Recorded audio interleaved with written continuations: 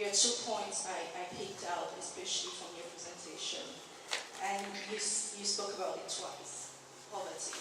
The EU says they're trying to fight poverty by signing these agreements with ACP countries. What a way to fight poverty. I think at the end of the day, fighting poverty definitely means killing the poor and just staying with the rich and then with the family. Anyways, I'm going to be talking a little bit about the effects, and first of all, how some of these configurations that Peter has shown you. So normally from the start, EPAs were meant to be negotiated amongst regions. That's what the EU claimed to make us understand. So you have the regions Peter was talking about. You could have the Central African region, the ECOWAS. And I'm going to be talking about what I know best. It's the Central African, and probably JJ will talk about the ECOWAS and other aspects.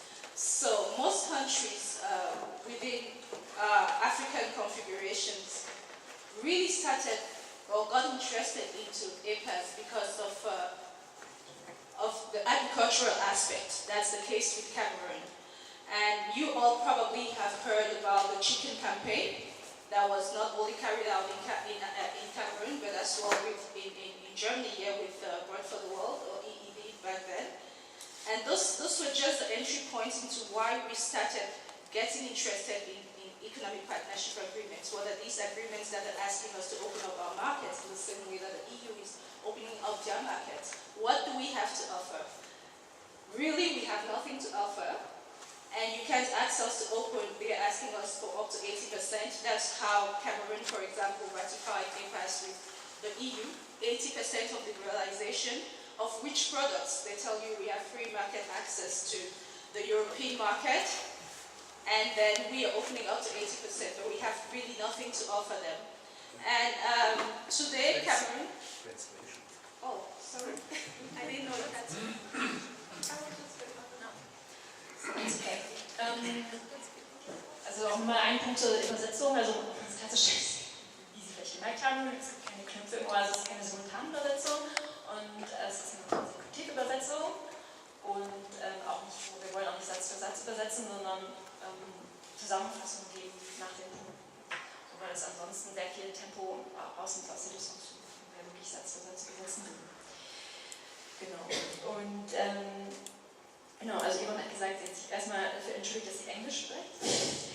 Und dann gratuliert für diesen wunderbaren Vortrag. Und sie nimmt da erstmal 2 Punkte hervor, also greift 2 Punkte raus. Und der eine Punkt ist die Idee, dass mit diesen Handelsverträgen Armut bekämpft werden kann. Und diese Idee von Armut bekämpfen heißt am Ende die Armen töten. Und also ein Anspruch, den der EPA hat, den die EPAs haben, ist, dass zwischen Regionen irgendwie verhandelt werden soll, ursprünglich. So, und was die westafrikanischen Staaten, warum sie sich dafür interessiert haben, oder so ein Beispiel, war also über den landwirtschaftlichen Aspekt, über den agrarpolitischen Aspekt, und wahrscheinlich haben Sie alle gehört schon von der Chicken Campaign, also eine Kampagne, die zum Beispiel auch Brot für die Welt organisiert hat, weil so viele Hühnchen exportiert wurden in westafrikanische Staaten zu Dumpingpreisen. Und genau, die EPAs, und sie fragen sich eben, was können sie dem entgegensetzen?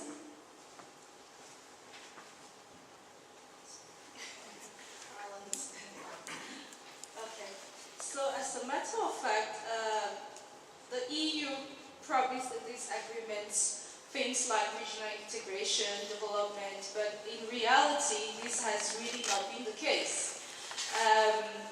For the Central African sub-region, for example, we have termed what the EU has done, because what they have done, not only in Central Africa but in other regions, they have just picked out the stronger countries. You know, instead of multilateral, it became a bilateral negotiation and agreement. So they pick out the bigger and the stronger countries to negotiate and ask them to ratify. That's the case with Cameroon. And if you're talking about regional integration or development, that's not what you do in agreements, because we are a configuration, we are in a sub-region. So if you pick out one country and decide to negotiate and ratify with them, then already we start questioning these agreements. They are definitely dubious, because you want to negotiate with the bigger countries, and then later you ask these bigger countries, telling them, oh, you are bigger, the other countries will definitely follow and ratify. So there was this case of what we call divide to better rule, you know. So regional integration in the case of Central Africa was not taken into consideration, because Cameroon being the mastermind of the region, sells to most of the other countries. And recently we heard the Gabonese president saying that because Cameroon has let them down by ratifying these agreements, they will definitely now start blocking their markets to Cameroon products.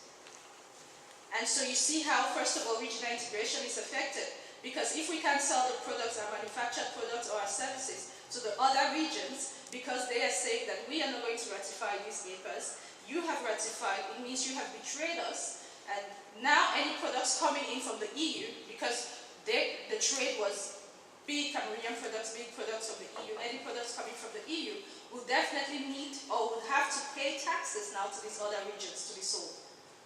So that's already something that's definitely, you're killing the regional integration process. Genau, also ein Problem von den EPAs ist, dass sie auch die regionale Integration, also den Handel zwischen den westafrikanischen Staaten beeinträchtigt. Und was die EU gemacht hat, ist, dass sie die wirtschaftsstarken Länder herausgepickt hat aus diesen Wirtschaftsgemeinschaften und mit ihnen zuerst verhandelt hat. Und sie haben, genau. Und wenn die dann ratifiziert haben, also unterzeichnet haben, auch wenn sie sozusagen also Vorbilder waren oder besonders für diese Region, dann setzt das andere Länder auch unter Druck, ebenfalls zu ratifizieren. Außen werden dann, wird dann der Handel dann zwischen diesen Ländern beeinträchtigt. Und zum Beispiel ein Beispiel Gabun war dann, dass es so den Vorwurf gab, also Kamerun hat die Gemeinschaft verraten. So to cut things short, even the development priorities of our countries are not taken into consideration in these agreements. You know, the EU is thinking about its own interests. The EU is thinking about selling its own products in our regions. And we have always said it is better for us to sell or to, build. I think the EU took years to construct their own European market. But we have always asked the EU, give us some time to negotiate first or to work on our own regional markets before opening up to the world market. That has always been a challenge. The EU does not really want to listen to that point. And recently, I think I was just telling JJ today on the train, after putting pressure, because what the EU does is only putting threats.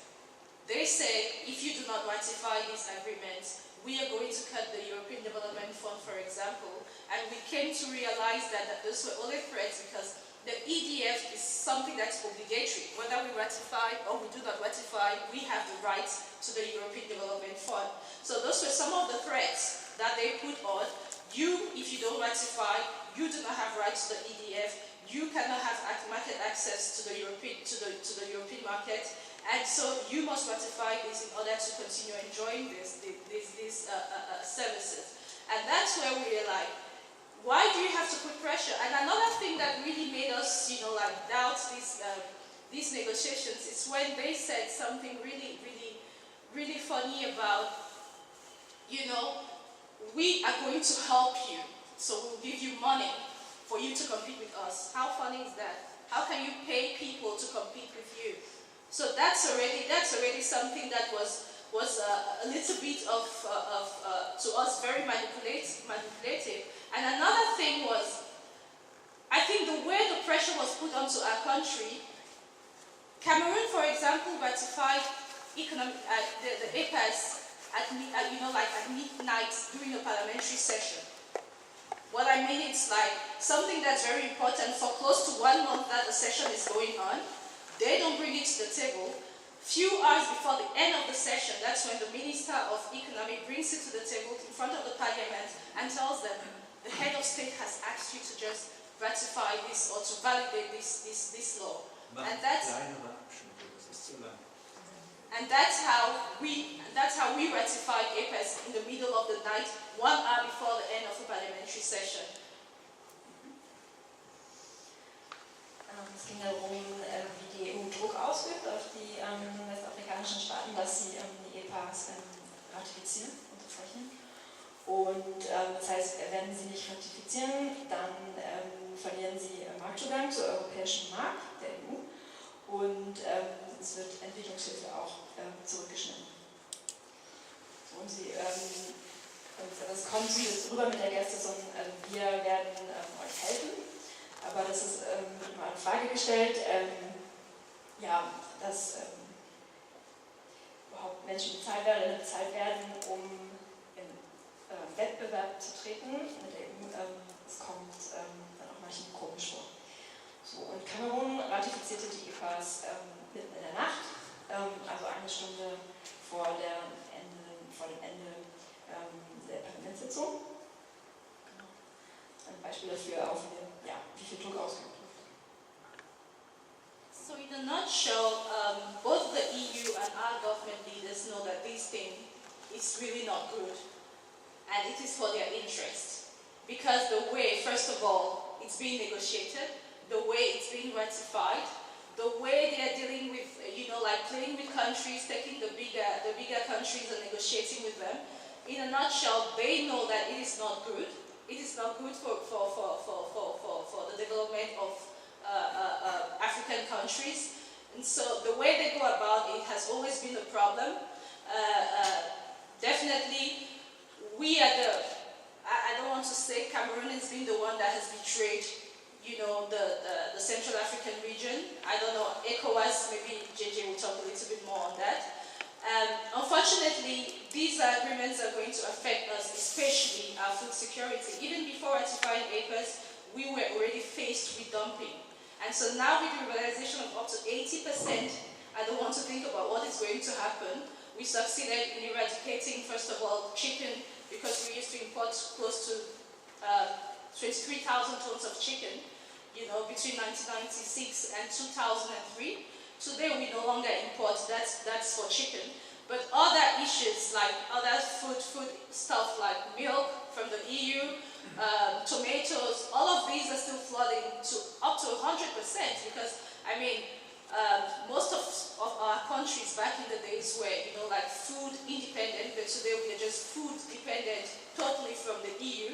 And with the ratification of EPAs, 80% of which being liberalized, we are definitely going to be faced with more than the word dumping is not going to be enough to classify what is going to happen with the ratification of EPAs. Sogar schon vor der Ratifizierung der EPAs gab es ein Problem mit Dumping in Kamerun.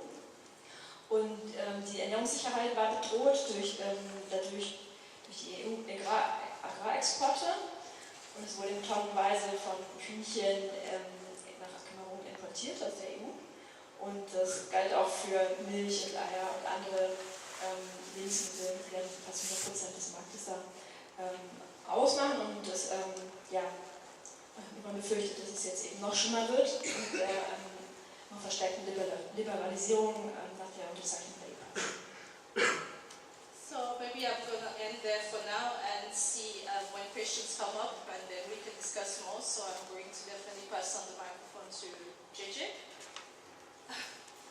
Thank you.